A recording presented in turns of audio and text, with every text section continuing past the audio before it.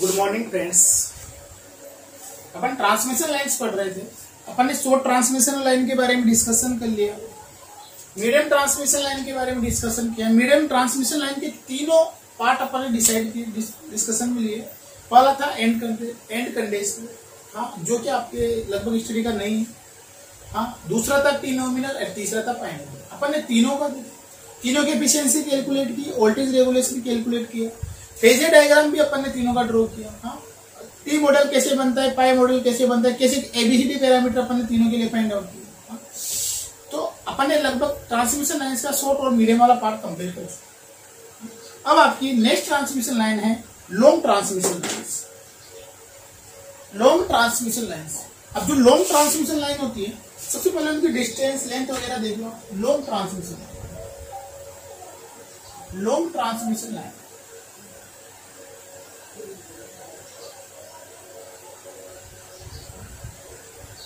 अगर आप long transmission line की लेंथ अगर कंसीडर करते हो तो आपकी लेंथ इसकी 180 किलोमीटर से लेकर के 280 किलोमीटर या इससे भी एबोव। अगर इसका ऑपरेटिंग वोल्टेज अगर आप देखते हो,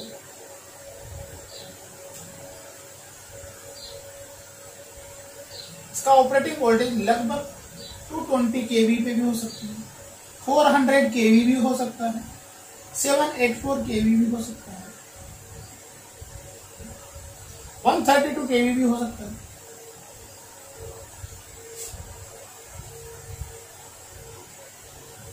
ये जो आपकी लेंथ होती है वो आपने स्टैंडर्ड कर रखा। वेन आपने फ्रीक्वेंसी कितनी ले रखी है, 50 हर्ट्ज, या आपने पावर फ्रीक्वेंसी कंसीडर कर रखी। अदरवाइज ये लेंथ आपकी चेंज हो सकती है और लॉन्ग ट्रांसमिशन लाइन। तो long transmission line operated at high voltage, इसके बारे में अपन एक दो लाइन लिख लेते हैं। Long transmission line are operated high voltage are let longer length. Long transmission line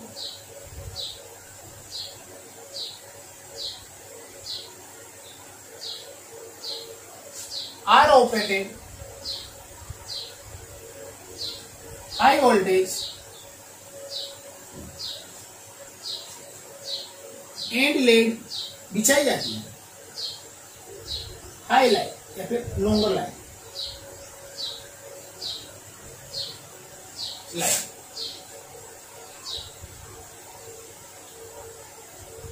बहुत ज्यादा लेंथ के लिए बढ़ाई जाती है, हाँ, और इनकी ऑपरेटिंग वोल्टेज भी ज्यादा होता है। अब इसमें फ्लक्स का जो डिस्ट्रीब्यूशन होता है वो यूनिफॉर्म है। द फ्लक्स डिस्ट्रीब्यूशन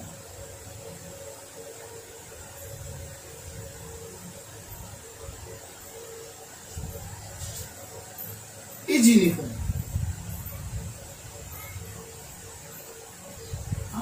अब आपने यहां पे फ्लक्स का डिस्ट्रीब्यूशन यूनिफॉर्म कंसीडर किया, तो यहां पे आपको पर यूनिट लेंथ के लिए लाइन का capacitance, inductance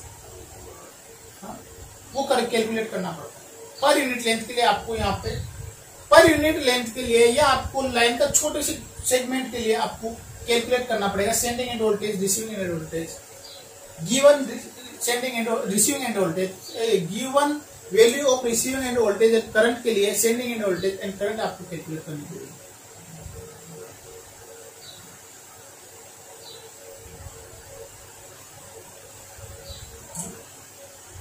So flux distribution is not uniform, so we cannot consider lumped network या लम्प्ड पैरामीटर। जैसे आपने मीडियम ट्रांसमिशन लाइन के लिए आपने लम्प्ड पैरामीटर को कंसीडर किया था, वैसे आप इसमें कंसीडर नहीं कर सकते।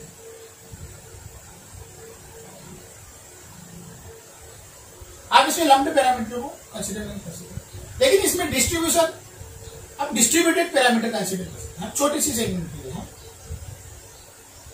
But we can be consider as distributed parameter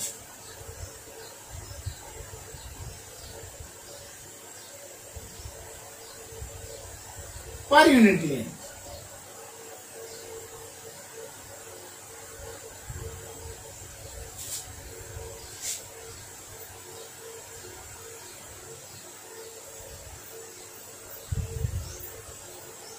That means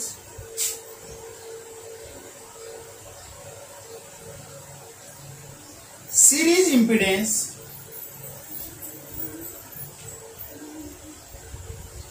and shunt admittance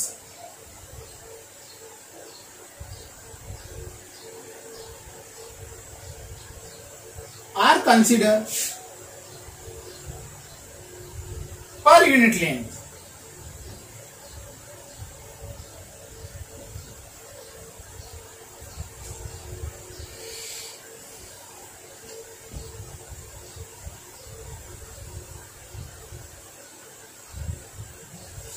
And voltage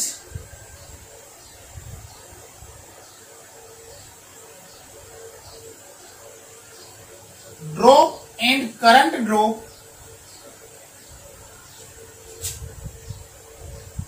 also calculated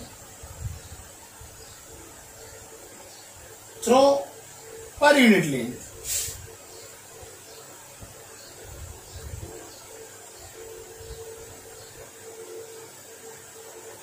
देखो जो लॉन्ग ट्रांसमिशन लाइंस होती है उसमें आपके फ्लक्स का डिस्ट्रीब्यूशन सेम नहीं होता। अगर आपके फ्लक्स का डिस्ट्रीब्यूशन सेम नहीं है तो इसको आप लंबी पैरामीटर की तरह कंसीडर नहीं कर सकते।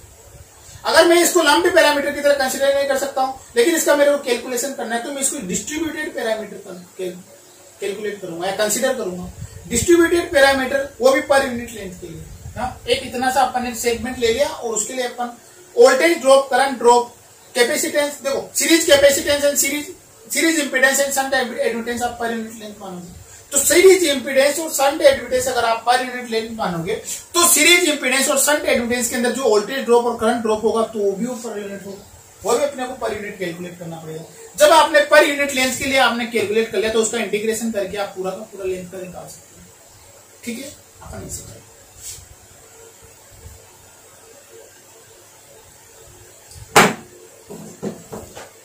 Per unit length and are calculated the sending end voltage and calculate sending end voltage। अब अपन इसमें ट्रांसमिशन लाइंस के बारे में देखते हैं। इसकी कुछ थ्योरी थी, यही बात है इसमें कि भाई फ्लक्स को आप यूनिफॉर्मली डिस्ट्रीब्यूटेड नहीं मान सकते तो आप लंबे पैरामीटर को नहीं डिस्कस कर सकते। अगर मैंने लंबे पैरामीटर डिस्कस नहीं किया तो आपको क्या मानना पड़ेगा, डिस्ट्रीब्यूटेड मानना पड़ेगा। डिस्ट्रीब्यूटेड मानना पड़ेगा तो डिस्ट्रीब्यूटेड पैरामीटर आप पर यूनिट लेंथ के लिए डिफाइन करोगे। पर यूनिट लेंथ के लिए आपको डिस्ट्रीब्यूटेड पैरामीटर डिफाइन कर पाओगे। पर यूनिट लेंथ के लिए आप voltage drop and current drop निकालोगे और जब पर यूनिट लेंथ के लिए वोल्टेज ड्रॉप, करंट ड्रॉप निकाल लोगे तो उसके बाद में अपन पूरा का इंटीग्रेशन करके पूरा वोल्टेज ड्रॉप और sending end voltage and receiving end voltage upon sending end voltage and sending end current upon easily find out करेंगे।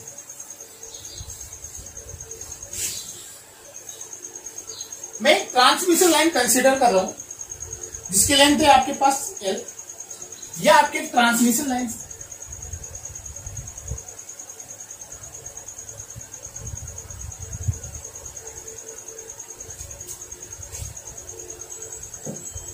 आपकी L लेंथ की transmission line,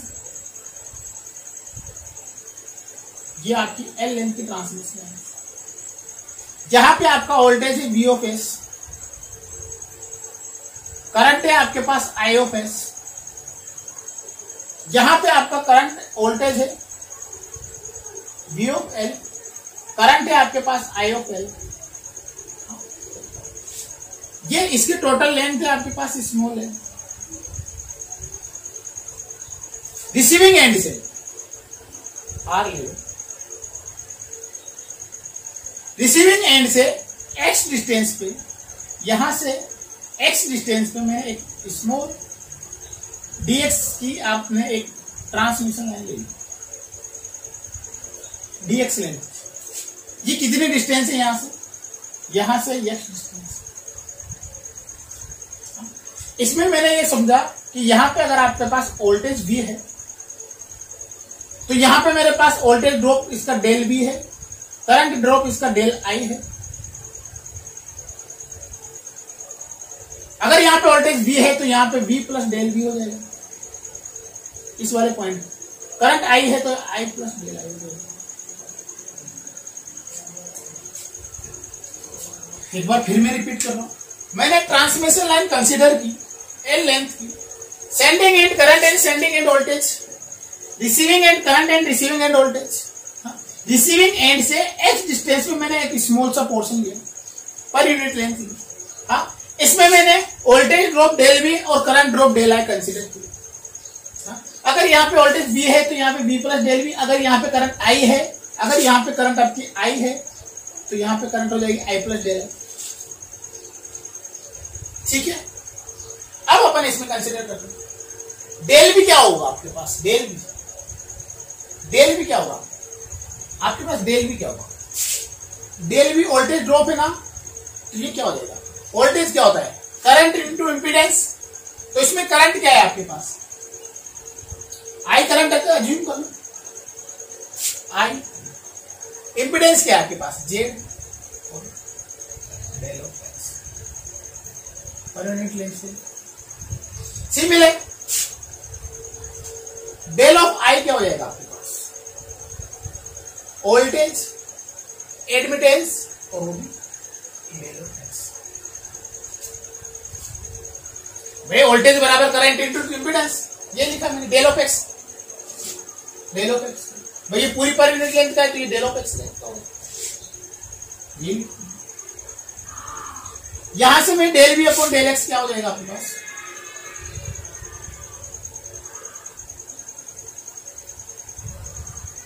similar del I upon del X क्या हो जाएगा आपके पास।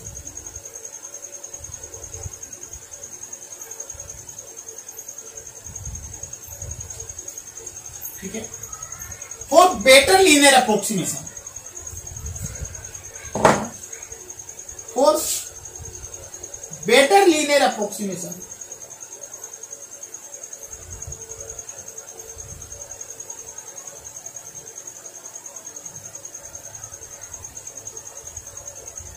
अगर मैं इस लीनियर अप्रोक्सीमेशन को और अच्छा बनाना चाहता हूं तो मैं इसको क्या लिख सकता हूं, dV by dx equal to I of J, और इसको क्या लिख सकते हैं di by dx equal to V into Y लिख सकते हैं अपन। V कैपिटल है, वोल्टेज को डिनोट कर रहा है, वाई आप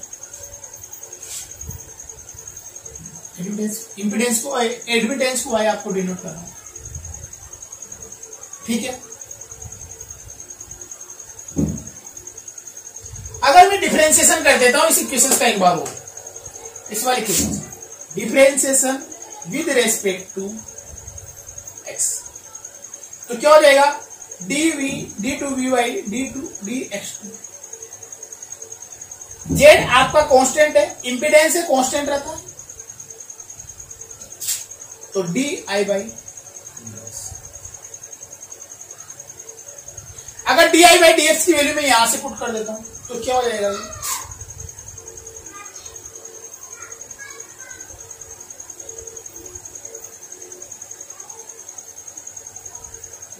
जेड बाई डी।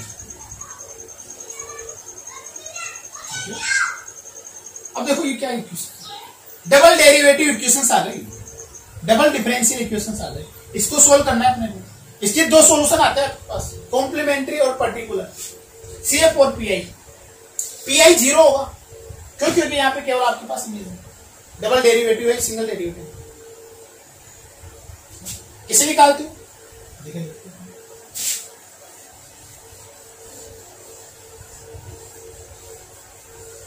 लिख लेंगे फिर दोबारा जब भी जरूरत पड़ेगी। यह आपके पास है d2v बाई dx2 माइनस लिख लेता हूं मैं y z into v equal to 0।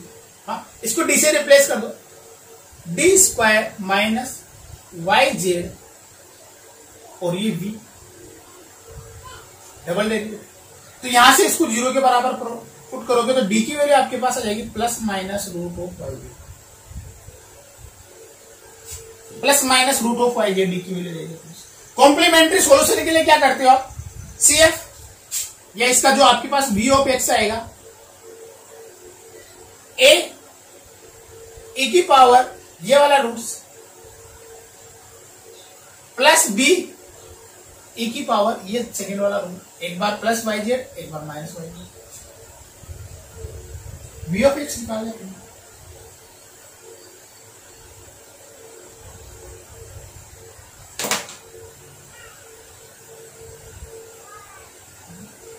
मेरे पास यहाँ पे एक स्मॉल सी इक्वेशन थी, मैं यहाँ पे लिख देता हूं d of v divided by d of x equal to I into J. ठीक, एक अपने पास इक्वेशन थी, एक इक्वेशन थी d I divided by d x equal to v into y. Vx की वैल्यू अपने पास आ गई, AB की वैल्यू कैसे निकालेंगे अपन बाद में देखते हैं। अभी अपने पास I ऑफ x की वैल्यू भी तो चाहिए ना अपने को। Vx की वैल्यू आ गई, I ऑफ x की वैल्यू। अगर देखो मैं इस इक्वेशन से अगर मैं इसका मैं डिफरेंशिएशन कर देता हूं तो I बना देता हूं और मैं इसको जेड के बाद तो मैं अगर इसका डिफरेंशिएशन कर दूं V ऑफ x का अगर मैं डिफरेंशिएशन कर दूं x के रेस्पेक्ट में तो क्या देगा, A कांस्टेंट टर्म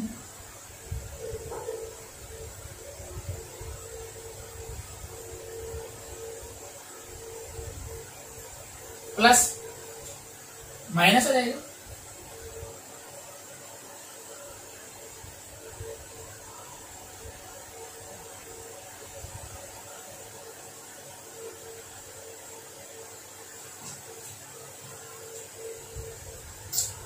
सही लिखा ना।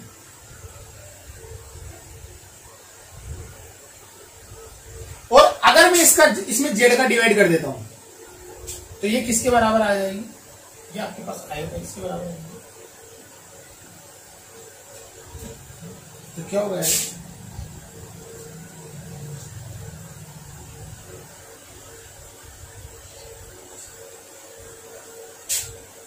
अगर मैं root of y by z बाहर ले लेता हूं, ए e की power root of y z minus e की पावर बी भी है ना, e की पावर माइनस, या फिर इसको आप अभी डिनोशन अभी लिख लेंगे ना। दोनों इक्वेशंस आ गए आपके पास, आई ऑफ एक्स की और वी ऑफ एक्स की, आई ऑफ एक्स की और वी ऑफ एक्स दोनों इक्वेशंस अपने पास आ गए। आई की और वी की मेरे पास दोनों की इक्वेशंस आ चुकी। ठीक है, इसको थोड़ा सा अपन नोटेशन नोट कर लेते हैं ना। अगर मैं कंसिडर कर लूं कि एक गामा है, इसकी वैल्यू है आपके पास रूट ऑफ वाई और कैरेक्टरिस्टिक इंपीडेंस बोलते हो इसको आप, इसकी वैल्यू है आपके पास जेड अपॉन। दोनों की वैल्यू अगर मैं v ऑफ x और v ऑफ y में i ऑफ x में पुट करता हूं तो v ऑफ x की वैल्यू तो आएगी आपके पास a e की पावर गामा x में है प्लस b e की power minus gamma x। i of x की वैल्यू आ जाएगी आपके पास 1/z a e की power gamma x minus b e की पावर माइनस।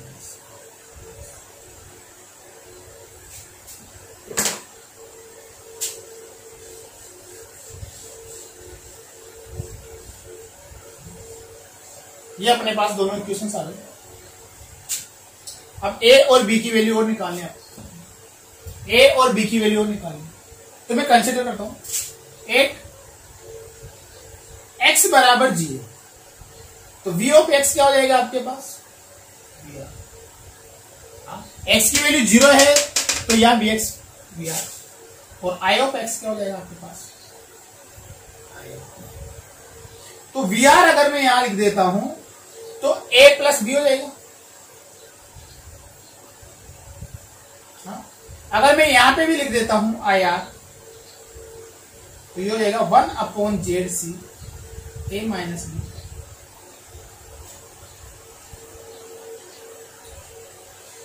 इस ZC को मैं इधर मल्टीप्लाई कर दूं,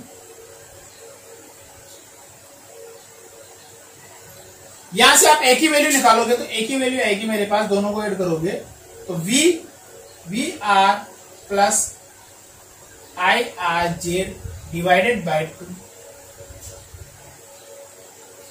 और अगर आपको बी की वैल्यू निकालनी है तो बी की वैल्यू आपके पास आ जाएगी v r minus z i r divided by. इस बार मैं चेक कर लेता हूं, ठीक है। दोनों वैल्यू अपने पास सही आई, एक की वैल्यू आ गई, बी की वैल्यू आ गई। मैं दोनों की यहां पे वैल्यू रख देता हूं, वी ऑफ एक्स और आई ऑफ एक्स।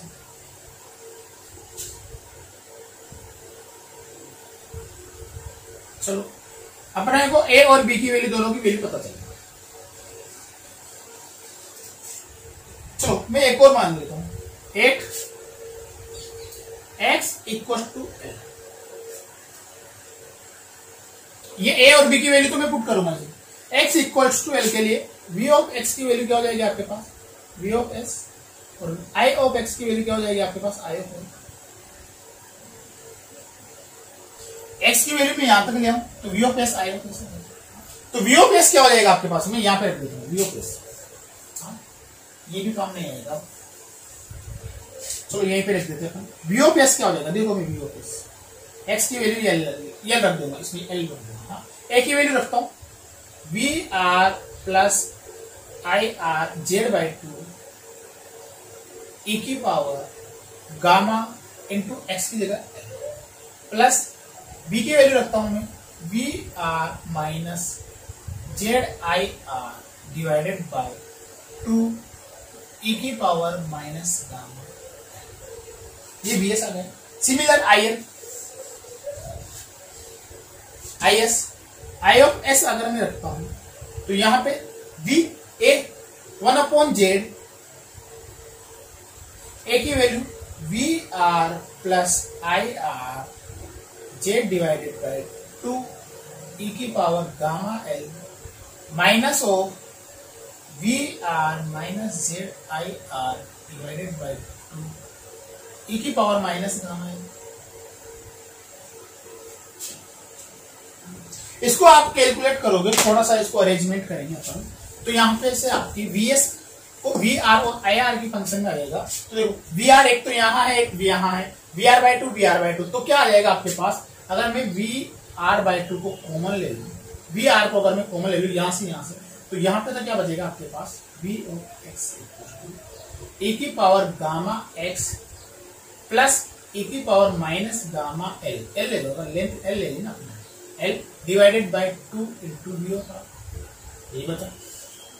यहां पे देखो आप आई आर जेड आर है, तो प्लस ए की पावर गामा एल माइनस ए की power minus gamma L divided by 2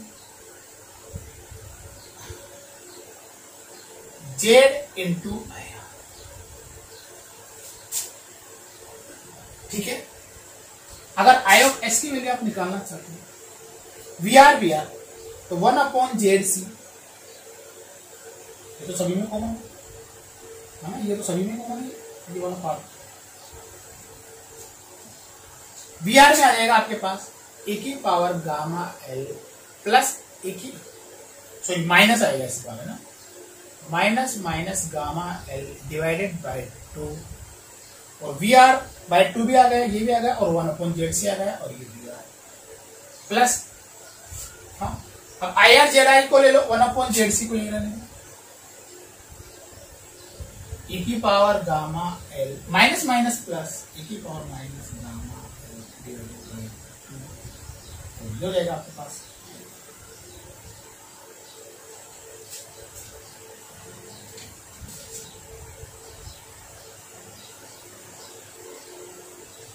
ये माइनस को मैं लेना पड़ेगा, थोड़ी सी कैलकुलेशन है आपसे देख लीजिए।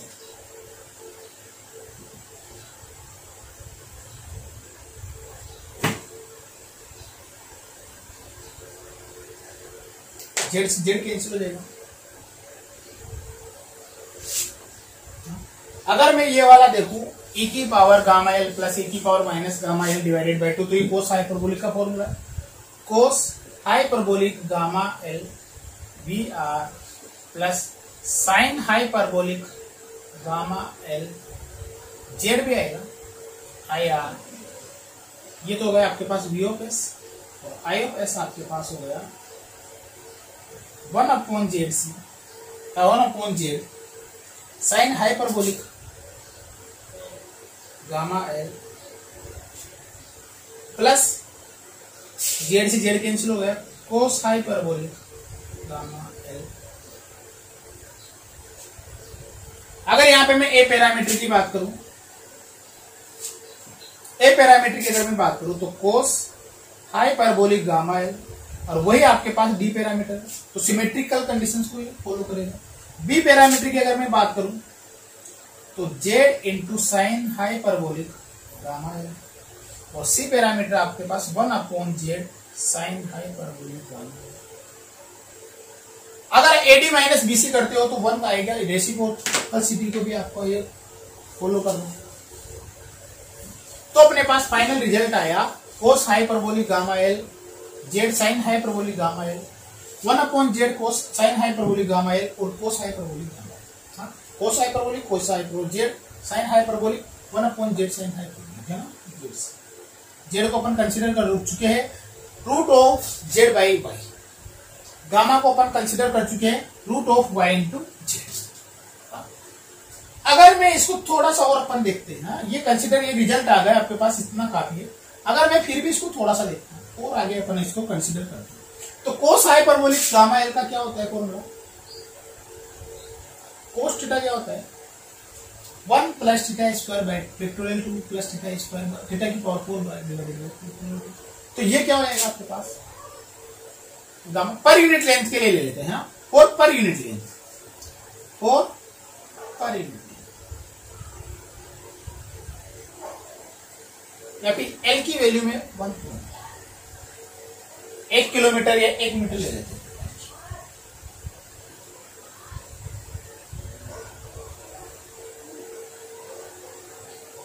तो कोस हाइपरबोलिक क्या हो जाएगा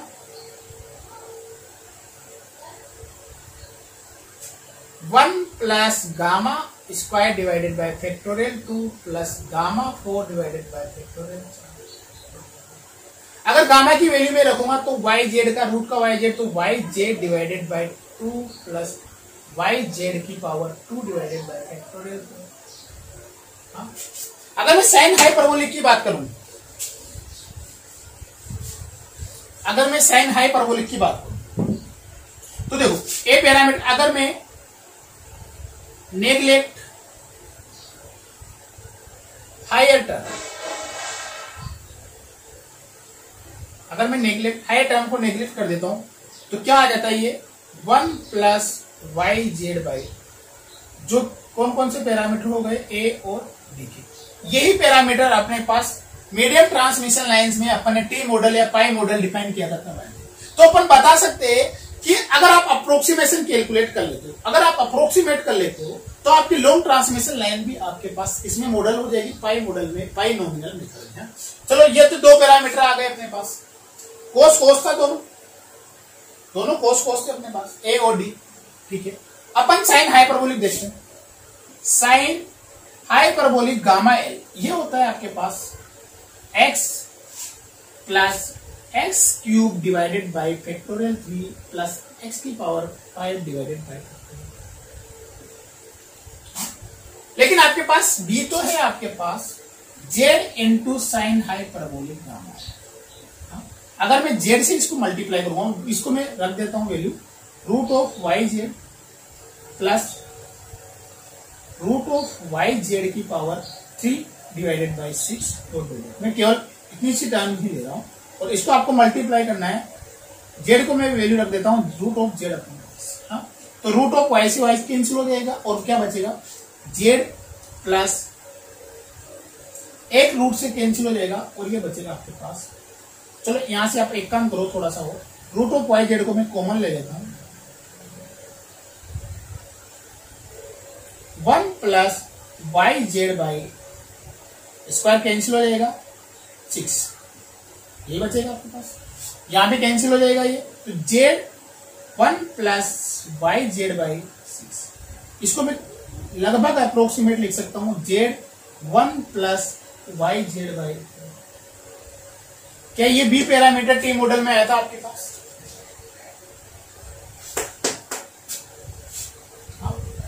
अगर आप सी की बात करते हैं, सी को कंसीडर करते हैं, सी क्या होता है? यहां पे तो था 1/z साइन हाइपरबोलिक, तो साइन हाइपरबोलिक आपको gamma plus gamma cube divided by factorial 3, और यहां पे आपके पास 1/z, तो गामा को मैं बाहर ले लूंगा root of y z divided by root of z upon y, 1 plus y z by 6, root z से रूट जेड कैंसिल हो जाएगा, वाई आ जाएगा यहाँ पे, और 1 plus y Z.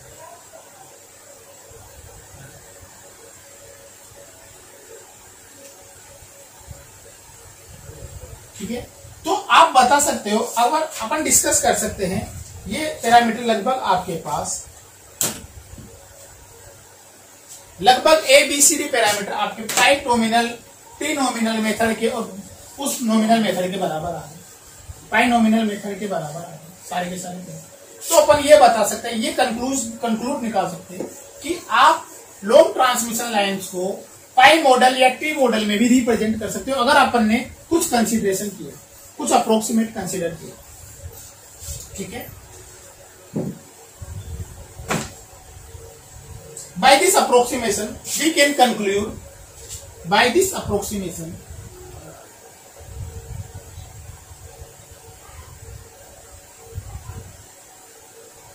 we can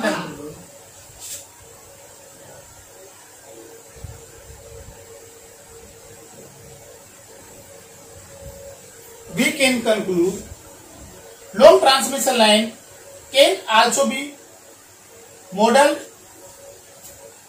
long transmission line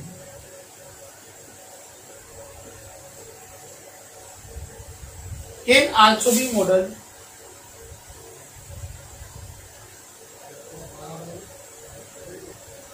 in pi model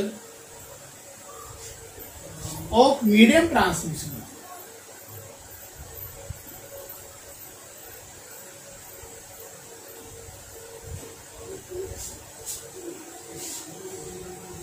ठीक है, अब अपन नेक्स्ट क्लास में प्रोपोगेशन कांस्टेंट के बारे में डिफाइन करेंगे, जो आपने गामा डिफाइन किया था, और अपन कैरेक्टरिस्टिक इम्पीडेंस के बारे में डिफाइन करेंगे। ठीक है, थैंक यू वेरी मच।